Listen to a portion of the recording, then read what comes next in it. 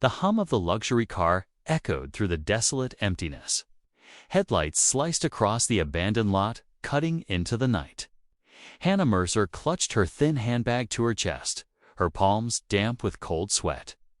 The rain had not yet fallen, but the damp air and the earthy metallic scent warned of a storm gathering above. "Get out." Adrian Blackwell's voice cut through the silence, low, decisive, leaving no room for hesitation. He didn't bother turning off the engine.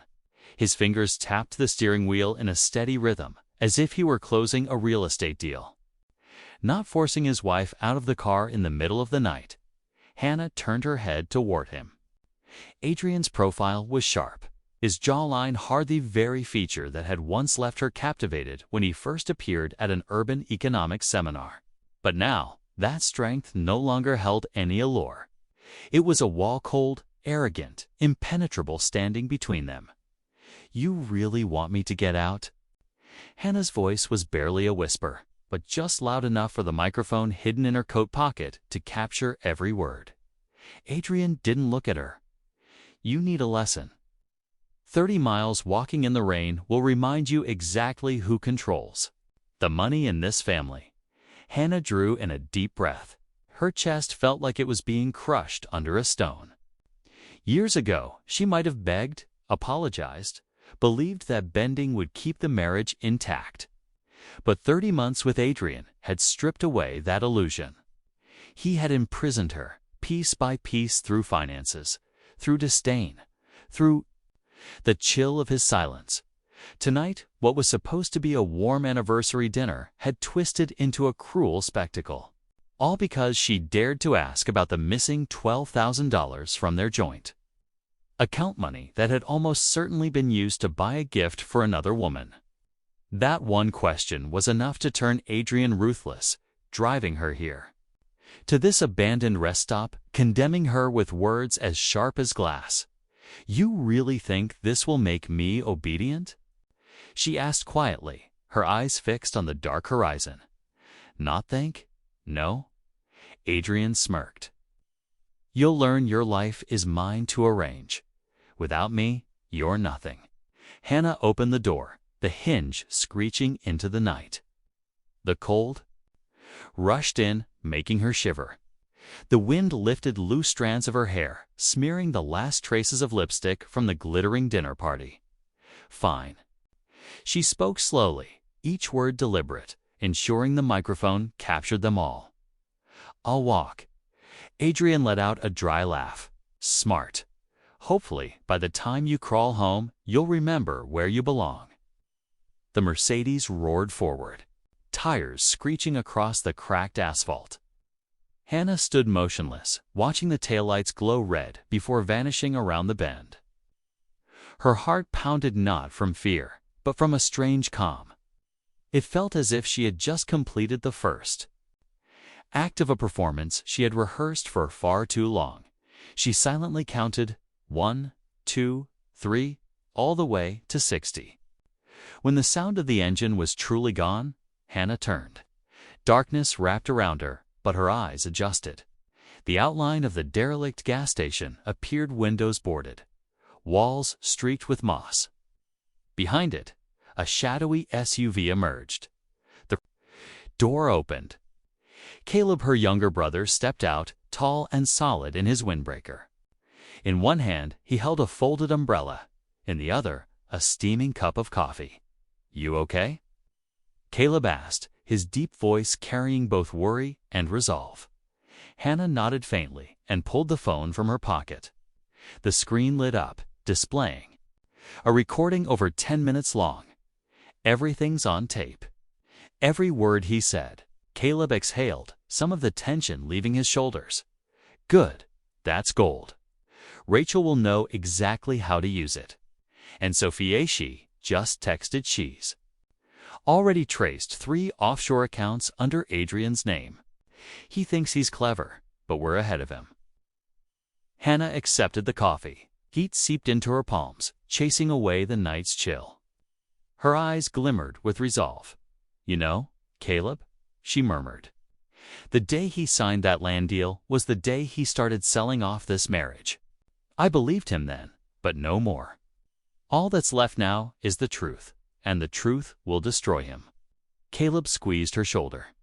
You've endured long enough. Tonight is just the beginning. But be careful, Adrian's not just a bad husband. He's a wolf in a tailored suit. He won't let go easily. Hannah lifted her gaze. Lightning cracked across the sky, tearing open the darkness. The wind howled, carrying the wet breath of the storm.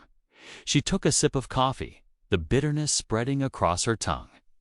Let him believe I'll come crawling home, drenched and broken, begging for forgiveness. Tomorrow, he'll see differently. Rain began to fall, heavy drops hammering against the fractured pavement. Hannah pulled her coat tight and followed Caleb toward the waiting SUV. The night, the storm, the fear, none of it held her anymore. Inside her, one truth burned steady. Adrian Blackwell had just made his final mistake.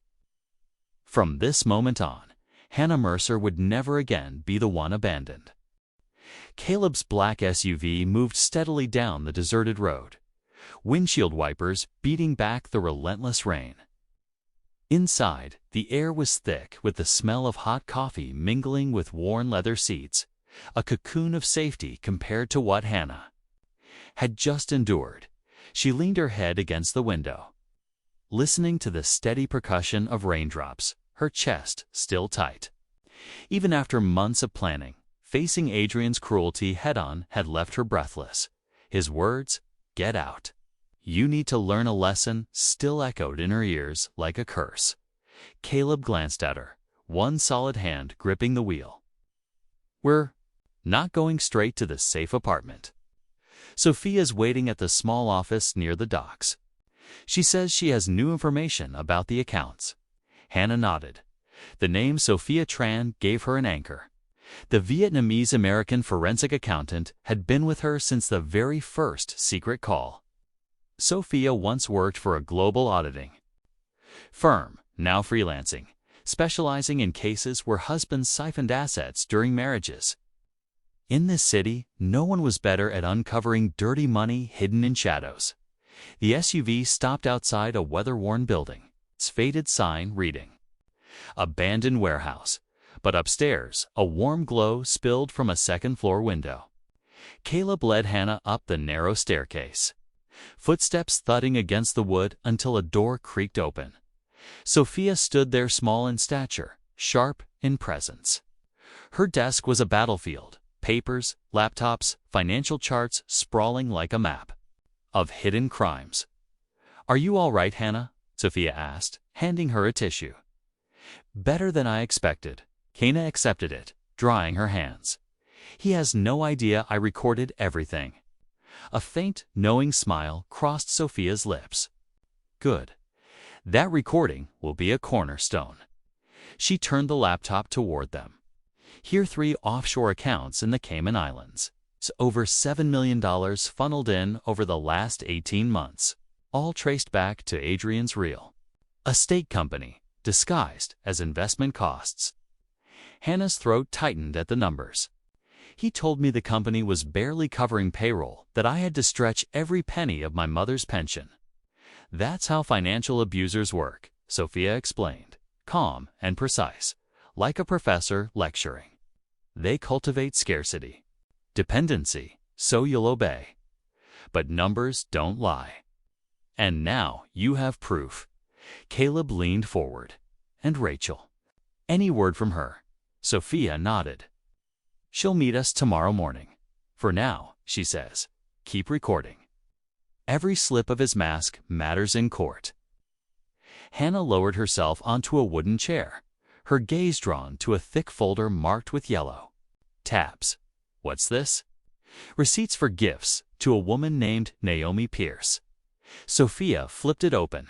Jewelry, a trip to Cancun, even a sports car on installments. Altogether over $120,000 in 8 months, all disguised as client entertainment. Hannah swallowed hard. Naomi, the name sliced through her like a blade. She had never met the woman, but her gut had whispered all along. Now the paper trail screamed the truth she had feared. Caleb's fists clenched, veins standing out on his hand. He didn't just betray you. He's defrauding clients and employees. Men like him don't walk away unpunished. Hannah lifted her eyes to him. Do you really think we'll win? His answer was immediate. Absolutely. Because this time, you're not alone. Sophia shut her laptop, her gaze steady. But remember, Adrian won't sit idle. When you don't call, he'll grow suspicious. He may even come looking. Tonight, you won't go home. We've booked a hotel under your maiden name, Hannah Turner. Paid with a card he doesn't know exists. Everything is in place. A slow breath escaped Hannah, relief mixing with steel. In this room, with Caleb, Sophia, and Rachel waiting in the wings, she felt more family than she had in years. Suddenly, her phone buzzed, breaking the silence. Adrian's name lit the screen. The call rang, stopped. A minute later, a text appeared. Don't be stupid, Hannah. Call me. Now her hand trembled, but she pressed the lock button. No reply. Sophia touched her arm gently. That silence will rattle him. And the more rattled he is, the more mistakes he'll make. Outside, the rain pounded harder, a furious drumroll. Hannah sat quietly, heart sinking with its rhythm. She knew now night wasn't the end. It was the beginning of war. The small hotel was tucked away on a quiet street, far from the city center. And even farther from the house, Adrian imagined she would crawl back to, drenched and defeated. A flickering neon sign cast a pale green glow across the rain-soaked pavement. Caleb pulled up at the side entrance, where there were fewer cameras, fewer eyes. Hannah Turner. Caleb reminded her, handing over a slim wallet. Your birth name? Everything is ready. Hannah clutched it tight. Inside was a secondary bank card Adrian knew nothing about, along with her old ID under her father's surname, Turner. Holding them felt both fragile and liberating, as if a piece of her real self, suffocated for years under Adrian's grip, had finally been restored. I'll be nearby, Caleb said, steady gaze meeting hers. But from here on, you need to play the part. Let people see a woman abandoned in the rain, frightened and shaken. That's your first witness statement? Hannah nodded. Heart thudded, but the tremor in her body wasn't fear of Adrian anymore. It was the weight of knowing each step from now mattered. She pulled her coat tighter. Let the rain tangle her hair into a wet mess, mascara streaking down her cheeks. Deliberately leaving the umbrella closed, she walked into the lobby, shoes squelching on the tiles. The receptionist, a young woman with wide eyes, stared in shock. Oh my God, are you all right? Hannah let her voice falter, trembling. My husband, he left me at a rest stop in the rain. I walked 4 miles until someone helped me. The receptionist's face changed from shock to pity. She hurried around the counter, draping a large towel over Hannah's shoulders, guiding her to a chair. Sit here, I'll make hot tea. Do you want me to call the police? No, that won't be necessary. Hannah shook her head, letting her voice break. I just need a room for the night. Of course. May I have your name? Hannah Turner, she said clearly, just loud enough for the security camera to capture. Minutes later, the paperwork was done. The receptionist even noted it in the incident log, just as Rachel had advised. Guest arrived drenched, claimed her husband abandoned her at a rest stop. Room 412 on the 4th floor. When the door closed behind her, Hannah exhaled, pressing her back against the cold wood. The room was small. Beige walls, white linens, a single window overlooking the rainy street. Stark, but safe. She pulled her phone from her coat. On the screen was the recording. Adrian's voice rang clear. Get out. You need to learn a lesson. Hearing it again chilled her, but also filled her with power. Evidence, toss missed calls, one after another. Then the messages came. Don't act like a child. Come home now. Don't test me. I won't forgive you if you make a scene. Hannah let the screen glow unanswered. Then she opened the second phone Caleb had given her, recording every voicemail. Adrian's voice cut through rage, mixed with urgency. Enough, Hannah. This isn't funny. You don't want to see me when I'm angry. Minutes later, his tone softened unnaturally. I'll come get you. Call me back. We can talk. A bitter smile tugged at Hannah's lips. Adrian had never apologized before. His feigned gentleness meant one thing: he was rattled. She changed into the dry clothes Caleb had packed. Simple jeans, a gray sweater, no perfume, no lipstick. A portrait of exhaustion, just as Rachel wanted. At the desk, she opened a notebook. Not for court, but for her self-memories she had been forced to swallow. 2019, he hid the Lakeside House contract. Forced me to sign without reading. 2020, he forbade me from tutoring. Said I had to devote myself entirely to the family. 2021, he told me I imagined the dinner he promised my mother. Each line was a scar. But writing them down lightened the weight on her chest. Outside, the rain poured harder, as if trying to wash the whole city clean. Her phone lit up again, this time Adrian's mother. Then another name, Naomi Pierce. Hannah froze, pulse racing, but didn't answer. Instead, she lifted Caleb's phone and recorded the ringing, saving it as evidence. Another piece for Rachel's case. By 2 a.m., Hannah switched off the light and lay on the bed. Rain tapped steadily against the window. A mournful lullaby. For the first time in years, she didn't feel alone. Somewhere out there, Adrian was seething over his phone, wondering why his obedient wife wasn't calling back. He had no idea that tonight he had handed her the strongest weapon of all proof of his cruelty. Hannah pulled the blanket close, eyes fixed on the dark ceiling. One thought sharpened in her mind. Tomorrow, the game changes. And this time, he won't be the one making the rules.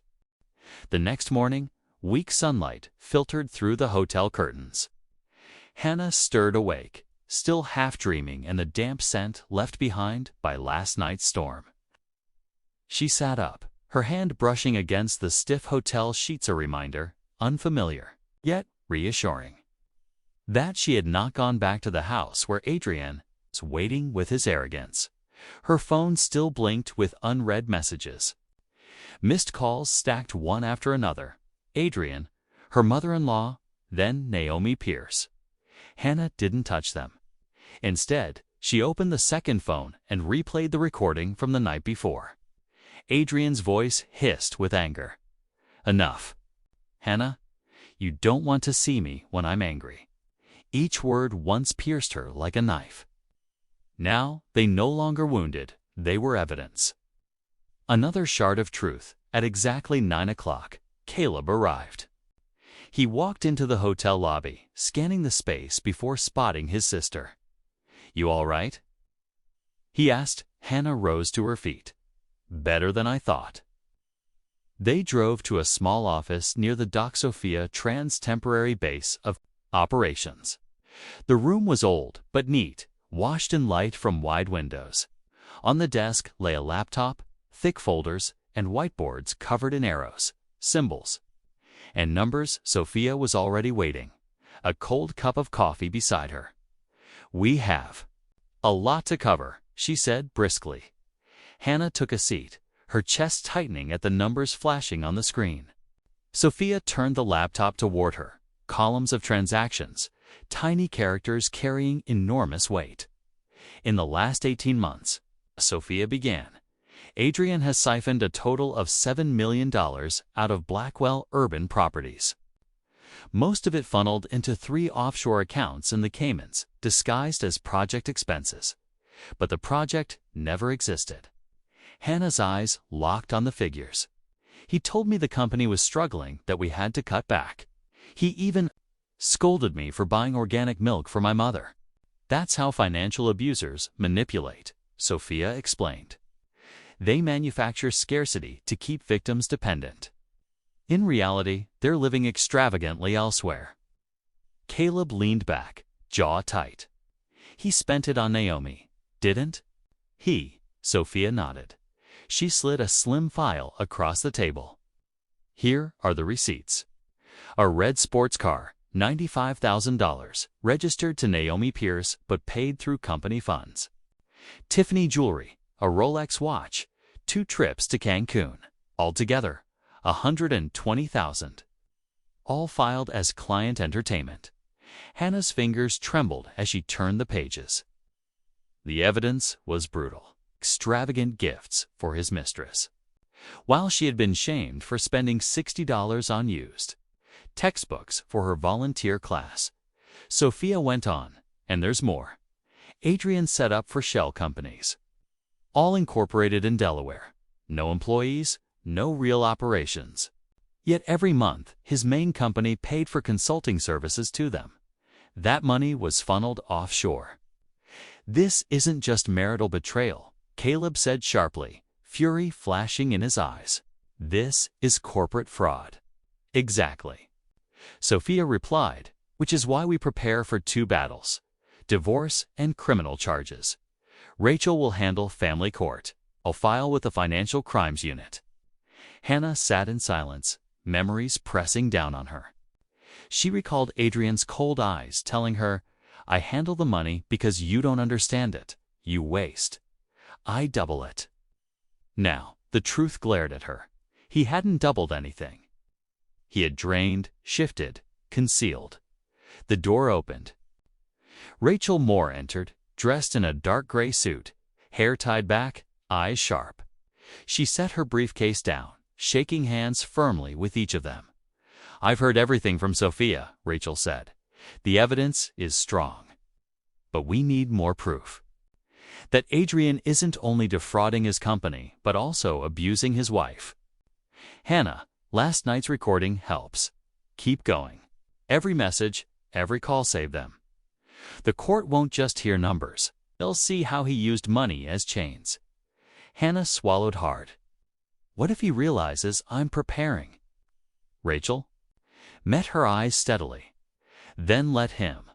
A man addicted to control will self-destruct the moment he loses it. The more he panics, the more mistakes he'll make. Your job is to stay calm. Let us handle the rest. Sophia cut in, voice firm. I just got an alert from the bank. Adrian tried to withdraw $200,000 this morning. The transaction was flagged as suspicious and frozen. He's already sweating. Caleb clenched his jaw. And if he gets reckless, then we're ready. Rachel said without hesitation. Today, I'll file for an emergency hearing. With proof he abandoned his wife in a storm. Plus Sophia's financial records, no judge will ignore it. Hannah inhaled deeply, looking at the 3 of them. A cop, a forensic accountant, a divorce attorney, all seated around the table, united in purpose. They were her shield now. Outside, the rain had eased, sunlight spilling faintly across the rippling harbor. Hope flickered in Hannah's chest. For years, Adrian had made her believe she was weak, that she needed him to survive. But now, every receipt, every transfer, every threatening word was a brick laid on the path out. Rachel snapped her case shut and stood. This afternoon, I'll call the judge. Hannah, be ready. The real battle starts now. Hannah nodded, her gaze drifting toward the rain-washed sea. Inside her, a small flame burned brighter. No longer fear determination. That afternoon, the county courthouse was busier than usual.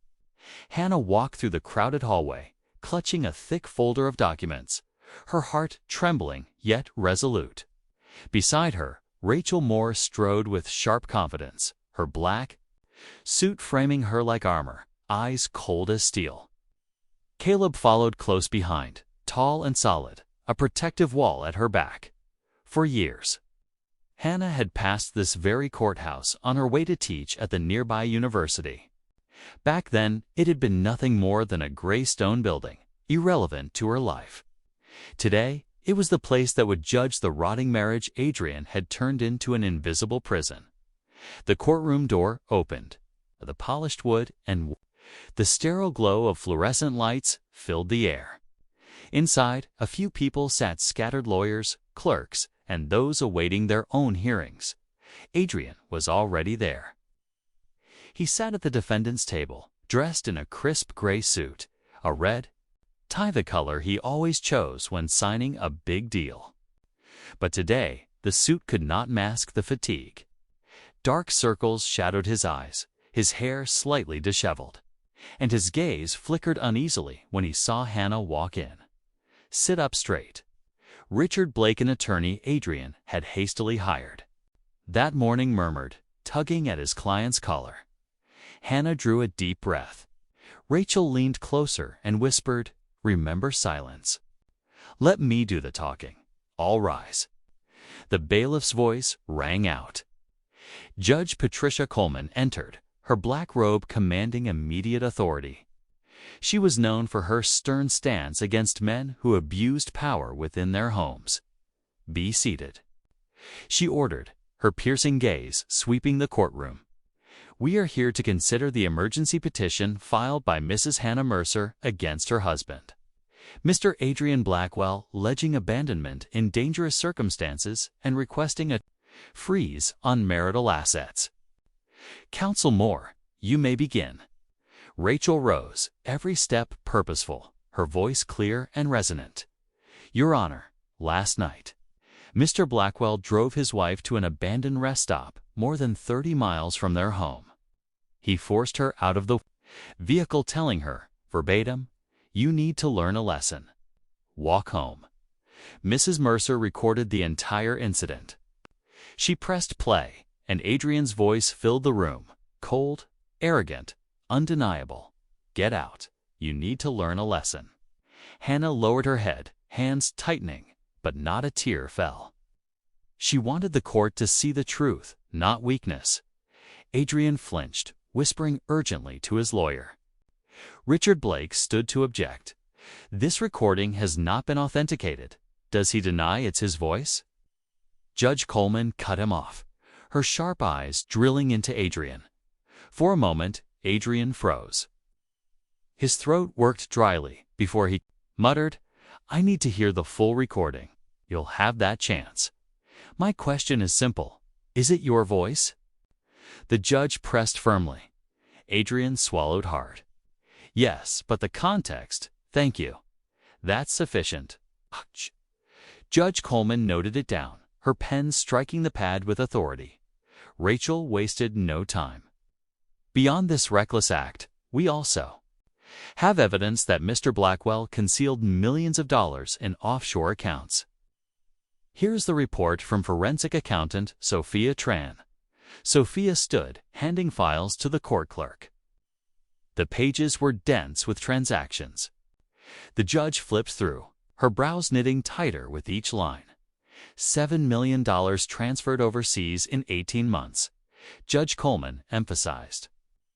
"Mr. Blackwell, how do you explain this?" Adrian shot to his feet, his face red. "Those were legitimate investments. My work is complex. My wife knows nothing about business." His voice dripped with contempt as he glanced at Hannah. "She spends recklessly while I provide for the family." The courtroom murmured. Rachel allowed herself a faint, cold smile, as if she had been waiting for that line.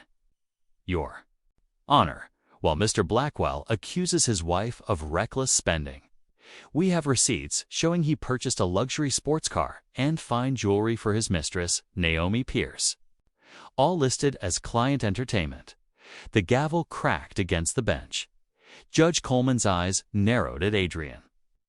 "You not only abandoned your wife in dangerous conditions, but you also appear to be engaged in serious financial misconduct. The court orders all marital assets are to be frozen immediately. Mr. Blackwell is prohibited from approaching Mrs. Mercer within 500 feet until further notice." Adrian erupted, his face contorted with rage. "This is insane. I'm the provider. She has no right. Sit down, Mr. Blackwell. The judge's voice cut like steel. You've already admitted to abandoning your wife, and the financial records speak for themselves. I suggest you remain silent before incriminating yourself further. Hannah sat, heart pounding, but her eyes alight. For the first time, Adrian was no longer the presiding authority in her life. For the first time, someone with greater power had stood to protect her. As the hearing adjourned, Rachel leaned close, whispering, "This is only the beginning. He has more secrets, and we'll drag them all into the light." Hannah drew a steady breath. Outside the courtroom, the sky was still heavy with storm clouds. Yet inside her, a flicker of light had broken through. The darkness Adrian had built around her was finally beginning to crack. That afternoon, Hannah sat in a small cafe near the courthouse, a cappuccino steaming faintly before her. She trembled slightly, the first time she had been alone since the hearing. The stares, the whispers, the endless phone calls still clung to her like shadows. Across from her, Caleb sat with his phone buzzing non-stop in his hand. But he declined every call. "Can I just breathe for a moment?" Hannah asked softly, exhaustion heavy in her voice. Caleb's eyes softened. "Of course. But be ready, Hannah. The real war hasn't even begun." She nodded faintly. Deep down, she knew he was right. The emergency hearing had been nothing but the opening shot. Adrian would strike back, and he was not the kind of man to lose quietly. The cafe door opened.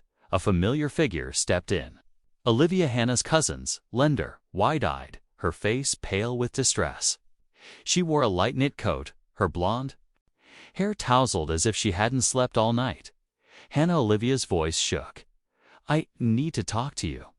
Caleb tensed immediately, but Hannah raised a hand. "It's all right. Let her speak." Olivia slid into the chair, her hands twisting together. "I'm sorry. I never meant for it to go this far. But Adrian knows about my debts. He paid them off." In return, Hannah's eyes widened, but she stayed silent.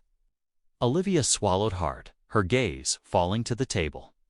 "In return, I had to tell him about our family's assets, about the lakeside house, your father's investments, everything that could matter for inheritance." The air seemed to thicken around Hannah. Memories surged back Adrian's casual remarks about properties she had never once mentioned. So that was how he knew. From her own blood, Caleb's voice was tight with anger. "Do you realize what you've done, Olivia? You've fed him exactly what he wanted." "I know." Olivia broke down, clutching at her sleeve. "I was stupid. I was desperate. The loan sharks threatened to ruin me. I never thought Adrian would take it this far. I thought he just wanted information. I didn't know he'd use it to hurt you." Hannah drew in a slow breath. Her anger didn't explode, it seeped through her like underground water. "My cousin," she said evenly, "you sold me to the very man who hollowed out my life. Do you think an apology erases that?" Olivia sobbed, shaking her head. "No, I know it doesn't. But I don't want him to keep winning. I brought this." She pulled a large envelope from her bag and placed it before Hannah. Inside were printed emails between Adrian and herself. Adrian's words were sickly sweet, pretending care. "If you truly want to help your cousin, tell me about the assets her father left behind. I'll make sure she never has to worry again." Every word cut Hannah deeper. Adrian had used the same tactic, feigned concern, baited with false promises. And Olivia, in a moment of weakness, had fallen into the trap. Caleb snatched the envelope, snapping photos of every page. "This is evidence. Rachel will know exactly how to use it." Olivia bowed her head to the table. "I'll testify. I'll tell the court Adrian coerced me. Please just trust me one more time." Hannah stared at her cousin, torn inside. Betrayal always hurt worst when it came from family. Yet she couldn't ignore the hollow eyes, the raw desperation on Olivia's face. Perhaps the truth mattered more than her fury. "We'll discuss it later," Hannah said hoarsely. "For now, I need space to think." That evening, Hannah visited her mother. The frail woman sat by the window, thinning gray hair framing her lined face, her eyes unclouded on one of her rare lucid days. "Hannah." Her mother squeezed her hand weakly but firmly. "I heard." Adrian finally showed his true face. Hannah nodded. "Everything's coming to light. But I found out Olivia helped him." Her mother's eyes dimmed with sorrow, then steadied. "Even blood can lose its way. What matters is that you don't lose yourself." With trembling fingers, she reached into the drawer of an old wooden cabinet and pulled out a small key. "Your father, before he died, he placed certain documents in a safe deposit box. He said one day, if Adrian ever did something, you would need them. I've kept this key all these years." Hannah's hands shook as she accepted it. Metal pressed into her skin, and yet it ignited a strange strength in her chest. "What's inside, Mom?" "The original deed to the lake house, several investment contracts, and copies of documents your father feared Adrian might someday forge. He prepared for this long ago." Tears slipped down Hannah's cheeks. She remembered her father's wary gaze whenever Adrian was near half trust, half suspicion. He had seen this coming. "Mom," Hannah whispered, "thank you for holding on to it. This might be the last missing piece." Her mother's lips curved into a faint, tired smile. "Hannah, you must be strong. Don't let men like Adrian believe. They can dictate your fate. Your father's blood runs in your veins, the blood of a man who never bowed to injustice." That night, as Caleb drove her back to the hotel, Hannah sat in silence, the key resting in her palm. Beside it lay the envelope of emails from Olivia. Bitterness and gratitude mingled inside her. A cousin who betrayed her. A father who protected her from beyond the grave. A mother who still clasped her hand with courage. Hannah looked out at the city as it flickered to life, golden lights blurred by the drizzle. Adrian's shadow had not yet lifted. But she knew, now more than ever, she was not walking alone. The small meeting room at the makeshift office near the docks glowed under the warm light of old hanging lamps. Hannah sat at the center of the table, surrounded by Caleb, Sophia, and Rachel. Before them stood a tower of files, stacked nearly half a meter high, each marked with colored tabs, if an entire labyrinth of financial deceit had been laid bare. Sophia opened her laptop. Her voice steady as always. "Adrian didn't just hide money from you, Hannah. He built an elaborate fraud network, and his targets wealthy widows." Hannah blinked. "Widows, yes." Sophia tapped a few keys, pulling up a list of names. Mrs. Eleanor Whitman. Husband passed 2 years ago, left her over $1 million. In assets, she trusted Adrian, gave him control of her portfolio. 6 months later, nearly the entire account was drained. Caleb clenched his jaw. How did he keep this hidden for so long? "Gaslighting," Sophia said, playing a recording of a bank call. Adrian's smooth voice filled the room. "You already agreed to the withdrawal last time, remember? Maybe you just forgot these things happen at your age." Hannah shivered. In her ears, Adrian's voice was a blade sharp, polished cutting into his victims, making them question their own memory. Sophia continued. "Mrs. Eleanor wasn't the only one. Here, Margaret Lane, 72. She began to believe she was losing her mind because Adrian kept denying her words. He turned their fear into leverage, tricking them into signing documents without reading." Rachel's voice dripped with contempt. "This is high-level financial abuse, preying on the vulnerable, then convincing them they are the problem. Judges despise this. Once we put evidence forward, Adrian will have nowhere to run." Hannah clenched her fists. Memories rushed back. Adrian's cold dismissals. "You're misremembering, Hannah. You're imagining things. You're forgetful, just let me handle it. She realized now, it wasn't just her he gaslit. He wielded the same weapon against other women, women far more defenseless. Caleb looked directly at his sister. He's not just a cheater, he's a predator. And you, Hannah, lived with a beast disguised as a husband. The room fell into silence. Hannah closed her eyes, letting the tide of emotions wash over her. Not the raw pain of before, but a chilling clarity. Sophia snapped a paperclip in two, laying it on the table like a marker. Here's the map of his shell network. 4 companies in Delaware, 3 offshore accounts in the Caymans. 2 large transfers routed through Panama.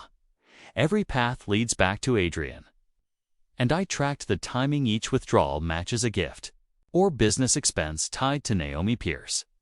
The name echoed. Hannah felt a pang, not jealousy anymore. Naomi was nothing more than a cog in the dirty machinery Adrian had built. Rachel drew a packet of papers from her case. I'll file a motion to expose all this. With elderly women as witnesses, we hold the upper hand. No decent judge will overlook it. Hannah exhaled slowly, her eyes fixed on the files. He used to tell me, you don't understand money, don't interfere. And I believed him. I left my teaching, abandoned my dreams, let him control everything.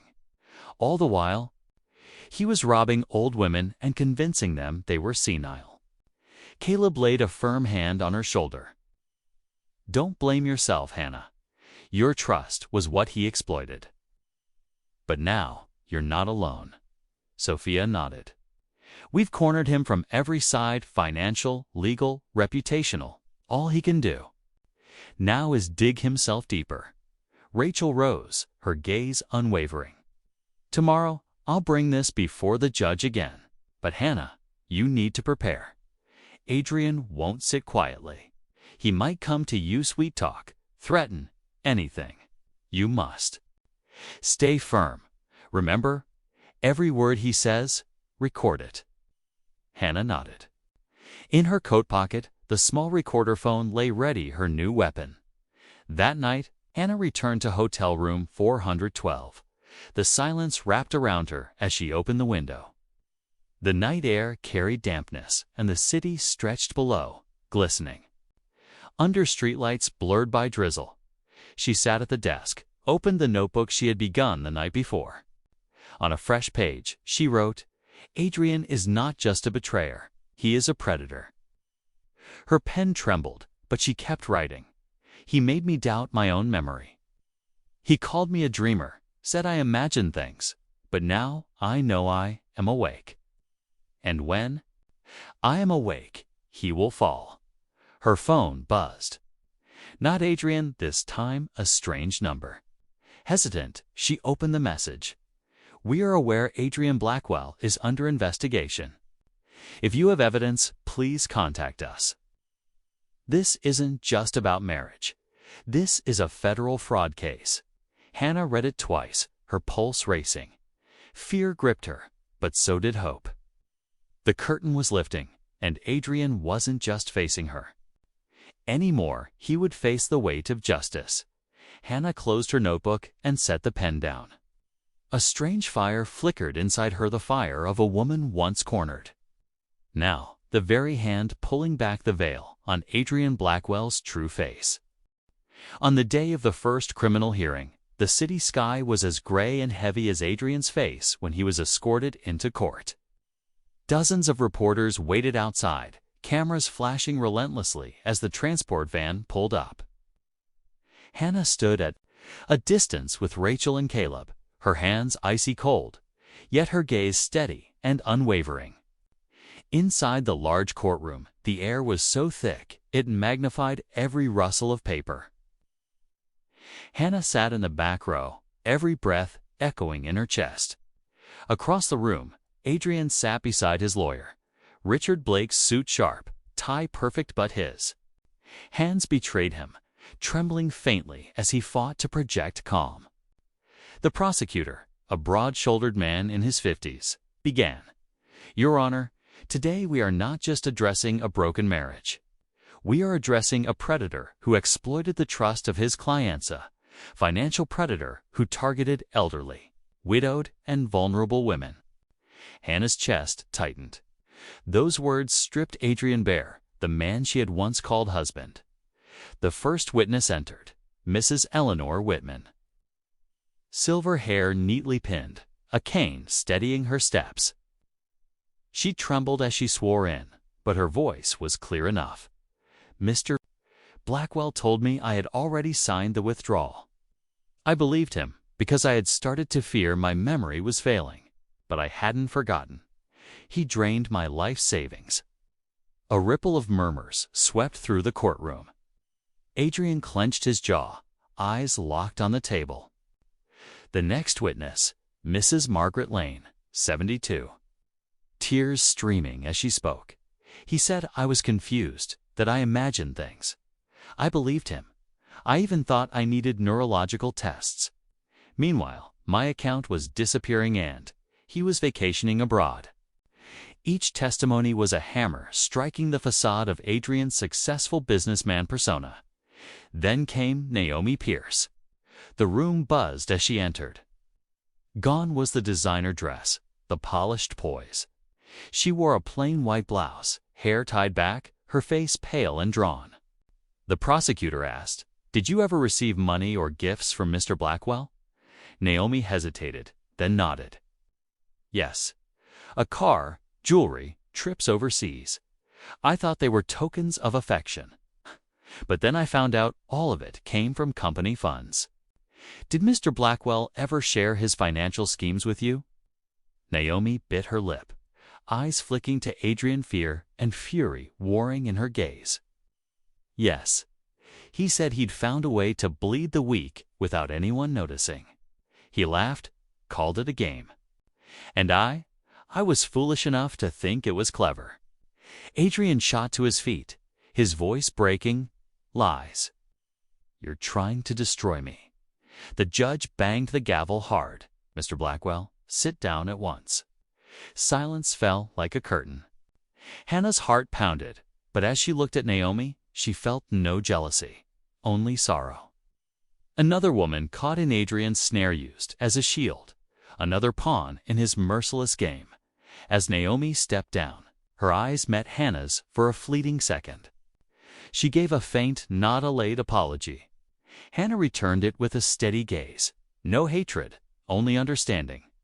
That afternoon, the prosecutor called Hannah to the stand. Her footsteps echoed across the wooden floor. Her heartbeat quick, but her stride firm. She placed her hand on the Bible, swearing to tell the truth. "Mrs. Mercer," the prosecutor began, "can you recount the events of the night of the 14th last month?" Hannah drew a breath, then spoke. The car, the abandoned rest stop, Adrian's voice ordering, "Get out. You need to learn a lesson." She described each detail with calm precision, showing the court it wasn't just marital anger, was deliberate abandonment. The recording played. Adrian's voice filled the courtroom, cold, merciless. Hannah stared forward, refusing to look at him. Out of the corner of her eye, she saw him bow his head, fists clenched until his knuckles turned white. When her testimony ended, the judge asked, "Mrs. Mercer, why did you choose to record and gather evidence?" Hannah lifted her chin, her voice ringing clear. "Because once I trusted my husband. That trust became chains. I recorded not just for myself, but for every woman who has been deceived, gaslit into doubting her memory, her worth, even her sanity. I want justice to see the truth." A heavy silence swept the room. From the counsel's table, Rachel gave the smallest of nods. Caleb tightened his grip on her hand, his strength flowing into hers. As Hannah stepped down from the witness stand, she glanced back briefly. Adrian sat motionless, his eyes hollow, lips moving without sound. No longer the proud face once praised by magazines. Now, only the face of a man watching the walls close in. Outside the courtroom windows, the rain had eased. Pale sunlight pierced through, catching the dust on the glass. Hannah inhaled deeply. She knew this was only the beginning. But for the first time in years, her lungs felt full. The courtroom was silent as the judge announced a recess for the jury to deliberate further. Hannah stepped down from the witness stand, her heartbeat slow but heavy. All day she had listened to women testify recounting how Adrian made them believe they were losing their minds, each word carving deeper into her own memories. In the hallway, Caleb waited, leaning against the wall with the watchful stance of a bodyguard. He handed her a bottle of water. "You did well," he said, pride steady in his voice. Hannah gave a faint smile, took a sip, then turned toward Rachel. The attorney closed her case file with a decisive snap. "We're almost there. But Hannah, I have to ask if Adrian offers a settlement. What do you want to do?" The question dropped like a stone into still water. Hannah froze. A settlement? The word opened to paths.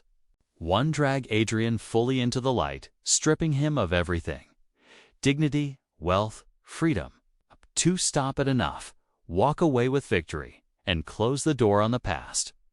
Memories surged. The tense dinners where Adrian belittled her spending. The cold mornings when he hid her appointments and made her doubt her memory. And that stormy night abandoned at a rest stop like something disposable.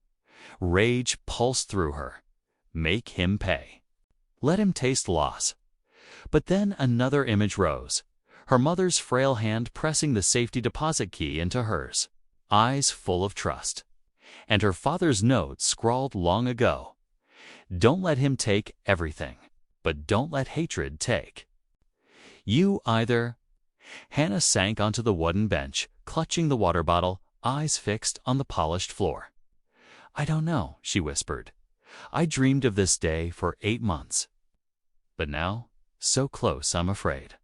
Not of Adrian. Myself, afraid if I keep pushing, I'll become someone who lives only for revenge." Rachel sat beside her, her voice softer than usual. "Hannah, no one has the right to dictate your choice. Justice will still pursue him, settlement or not. The question is, what do you want to carry into the rest of your life? Wounds or freedom?" That night in her hotel, Hannah stood at the window, the city glittering through a haze of drizzle. Her phone rang. A strange number. She hesitated, then answered. Adrian's voice, rough, angry, but with an unfamiliar tremor. "Hannah, can we talk?" She stayed silent, letting him go on. "My lawyer says if you agree, we can settle. I'll split the assets. Hell, you can name your price. Just don't let this go further." His voice cracked. "I can't stand being paraded as a criminal in front of the whole city." Hannah's eyes traced the stream of headlights below. Endless lights flowing like a river. For the first time in years, Adrian's tone was not commanding. "Are you afraid of losing everything?" She asked quietly. "I've already lost too much," he said, voice breaking. "I don't want prison. I need a chance." Hannah closed her eyes. For a heartbeat, she saw the man who once sat in her lecture hall, listening intently to her lesson on real estate markets. The man who brought her the first bouquet of flowers. The man who once promised, "I'll build us a house that will never collapse." But the vision shattered, replaced by memories of him leaving her in the rain, receipts of gifts for his mistress, and elderly women weeping in court. "A chance," Hannah said, her voice calm, almost cold. "That's what you stole from everyone who trusted you. I won't be the one to give it back." She ended the call. Her hands shook, but inside her pulsed something undeniable. Freedom. The next morning, Hannah returned to court, her steps firmer than before. Caleb looked at her, a small smile tugging his lips. "You've decided." "Yes." Her eyes shone. "I choose myself. And I choose justice." Inside the courtroom, Adrian sat hunched, his lawyer scrambling for a last-minute deal. But Hannah no longer looked his way. She had stopped letting the past hold her outside. The rain had cleared, streaks of pale sunlight breaking through the clouds. Hannah lifted her face and breathed deeply. Whatever the jury's final verdict would be, she had already won the battle. That mattered most. She no longer lived her life around Adrian's cruelty. 3 months after the verdict, spring had arrived in the city. The breeze carried the scent of damp earth, and sparrows chirped from budding branches. Hannah stood before the red brick building on Riverside, where a brand new sign had just been mounted: Phoenix Center, support for women escaping financial abuse. The name had been Rachel's idea. "The Phoenix rises from ashes," she'd said. "Just like you, Hannah." Hannah gazed up at the sign, a feeling both strange and familiar swelling in her chest.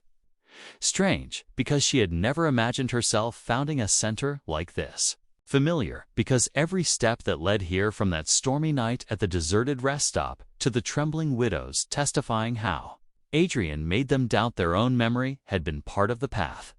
Inside, the space glowed warm with soft yellow lights, wooden tables piled with documents, a few cushioned sofas. Sophia bent over her laptop, spreadsheets open. Rachel was speaking with a middle-aged woman who had come seeking advice. Caleb oversaw the security setup.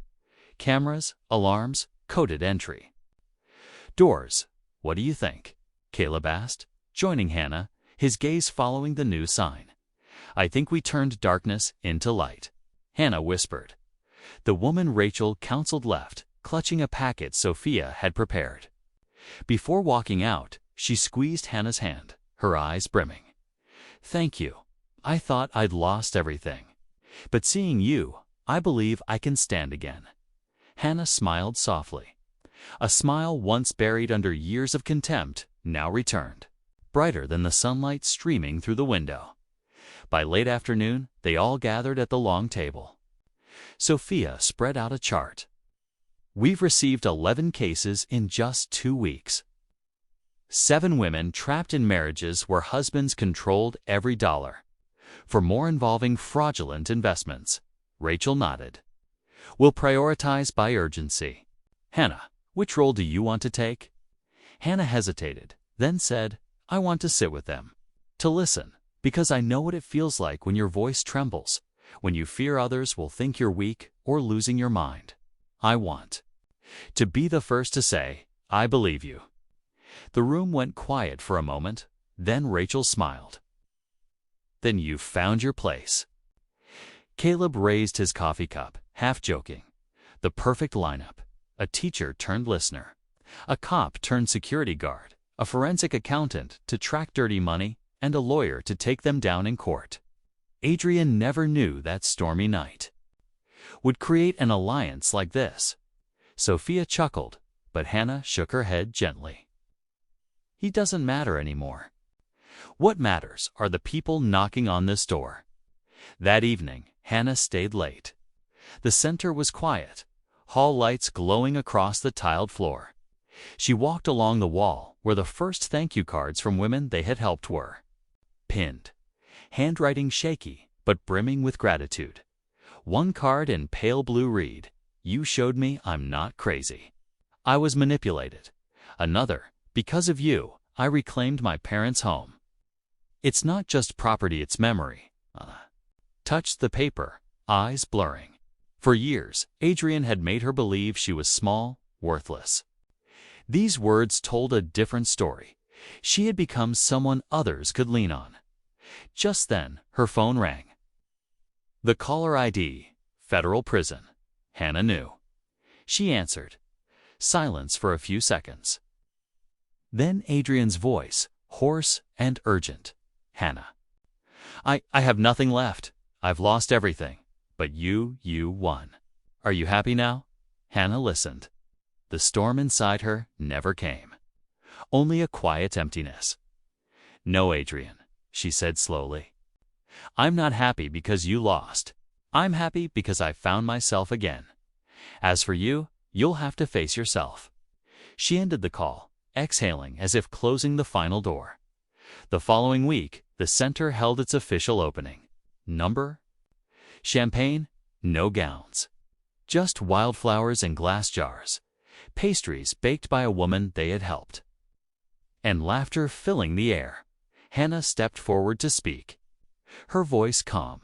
There was a rainy night when I was left on the side of the road, thinking I'd never find a way out. But from that night, I learned, strength doesn't come from suffering in silence. Strength comes from speaking up, from asking for help, and from believing you deserve a better life. Applause thundered. Hannah looked around Caleb, Sophia, Rachel, the new women arriving, and faces once marked by fear, now glowing with hope. Peace spread through her. Adrian once thought he was teaching Hannah a lesson, but the real lesson was his. Cruelty only plants the seeds of your own destruction, and Hannah sensed that stormy night. She had risen. Now she stood as living proof that even in the deepest darkness, light will always find its way. Sometimes the harshest storms don't destroy us, they awaken us. Hannah's journey reminds us that no chain is stronger than the will to be free. Thank you for listening with Snail Story. If this story touched you, don't forget to like, subscribe, and share your own thoughts in the comments.